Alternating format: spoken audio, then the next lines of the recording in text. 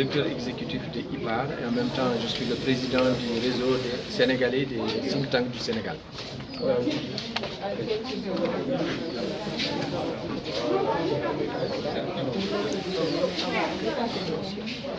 Alors pourquoi cette audition? C'est une continuité à un processus que nous avons connu depuis 2012, puisque en tant qu'IPAR d'abord, nous avions organisé avec le CNCR et le CONGAD en 2012 ce qu'on appelle l'audition des candidats à l'élection présidentielle. Et ensuite en 2019, avec l'ensemble de la société civile, notamment le GDSP, le CRAPS, on a organisé ce qu'on appelle aussi une deuxième audition pour les 5 candidats de 2019, alors qu'en 2012 c'était pour les 14 candidats. Alors cette année, nous avons, dans le cadre du réseau des think tanks qu'on a créé entre-temps et que j'ai eu la chance de diriger, nous avons mis en place effectivement un mécanisme pour interpeller les candidats. Mais nous sommes dans un processus d'interpellation. Comme vous le savez, aujourd'hui il y a une vingtaine de candidats, 20 candidats quasiment, et nous estimons que nous ne pouvions pas le faire en un jour. C'est pourquoi nous avons convenu de démarrer aujourd'hui avec 4 à 5 candidats. Et à partir d'ici le 20 février, nous allons, Inch'Allah, rencontrer les autres candidats. Alors, sur quoi on les interviewe? C'est parce qu'on a d'abord élaboré un certain nombre de recherches. Aujourd'hui, l'idée était de restituer ces recherches. Et ces recherches, principalement, sont autour de 4 thématiques. Une des thématiques, c'était sur la question d'emploi des jeunes. Une question sur justement la migration et l'emploi des jeunes, les questions d'entreprise, comment créer des emplois. Une deuxième question était autour de la souveraineté alimentaire. Vous savez, le Sénégal a engagé la question de la souveraineté alimentaire et pour nous, il était question, après avoir fait l'étude, d'interpeller les candidats sur les enjeux de la souveraineté alimentaire, comment aujourd'hui le Sénégal peut se nourrir et ne pas dépendre de l'extérieur. On a vu les conséquences de la Covid, on a vu les conséquences de la guerre russo-ukrainienne qui ont fait qu'on ne pouvait plus accéder à certains produits. Et comme vous le savez, le Sénégal importe plus de 700 milliards,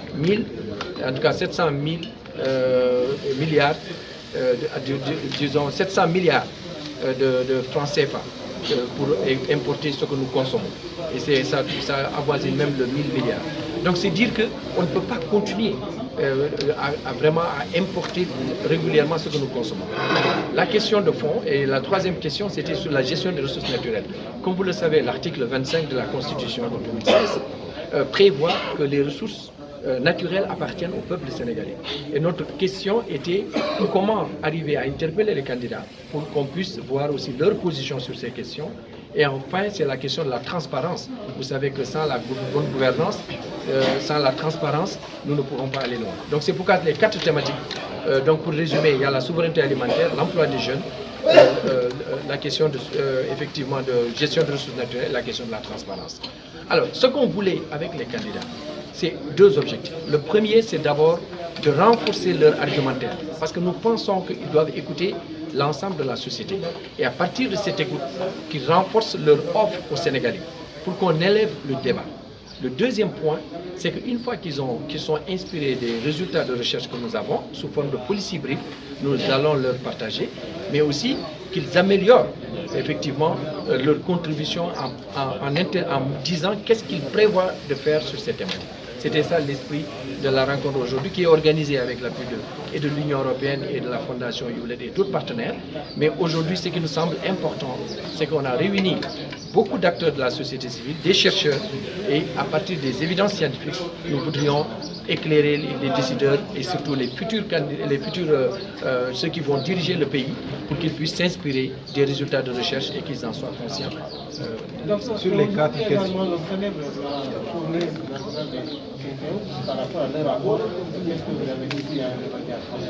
Alors, aujourd'hui, la journée des think tanks, vous savez que c'est au niveau mondial. Chaque 31 janvier de l'année est célébrée la journée internationale des think tanks. Les think tanks, c'est les centres de recherche indépendants qui travaillent sur les politiques publiques.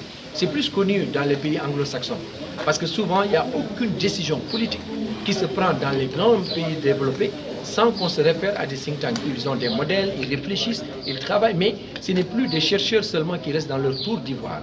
Ce qu'ils essaient de faire, c'est que sur la base des recherches, ils essaient de les mettre à la disposition des décideurs politiques, mais aussi de la société civile qui a un rôle d'interpellation des politiques publiques. Et enfin, nous les mettons aussi à la disposition du secteur privé. Parce que nous savons sans le secteur privé, nous ne pourrons pas atteindre l'investissement qui est nécessaire à la création d'emplois. Vous avez tout le temps évoqué 4 thématiques. Est-ce que ces 4 thématiques, les 20 candidats ont pris l'engagement de matérialiser une fois à la tête du pays ces 4 thématiques? Alors pour aujourd'hui, nous avons, c'est le démarrage. Nous allons rencontrer, comme je l'ai dit, entre 4 et 5 candidats en fonction de leur disponibilité, mais l'objectif est d'abord de leur, en tout cas, on a partagé les 4 policiers briefs avec les 20 candidats. Ensuite, nous allons les interpeller sur la base de ce que nous avons trouvé comme évidence scientifique. Maintenant, sur la base de leur programme, nous allons confronter les idées et nous envisageons d'autres échanges. Et nous espérons qu'avec les autres candidats qui n'ont pas pu se déplacer aujourd'hui, que nous aurons l'occasion de les rencontrer tous pour les interpeller sur les enjeux qui intéressent le Sénégal.